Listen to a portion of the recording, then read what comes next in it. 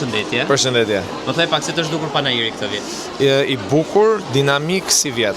Çfarë do doje të ndryshoje për mirë te panajiri? Shumë pak gjëra. Mendoj që pjesa më e madhe e panajirit ka gjetur atë vendin e vet që funksionon. Cili ka qenë feedbacku që keni pasur ju si kompani gjatë këtyre 3 ditëve të panajirit?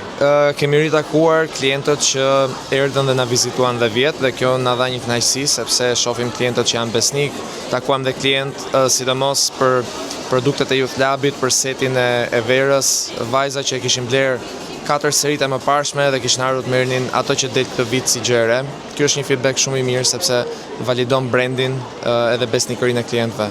Cila është ajo gjë që të ka bërë përshtypje këtë vit që nuk ka bërë përshtypje vitet e tjera? Mendoj që kishte më shumë vizitor.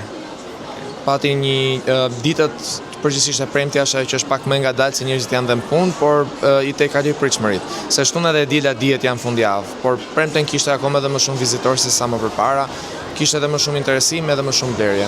Një mesazh për gjithë ndjekësit që po ndjekin? Të vizitojnë Beauty Fairin, mos ta humbasin se janë vetëm 3 ditë edhe është një eveniment shumë i bukur. Okej, shumë faleminderit. Faleminderit. Faleminderit. Respekte.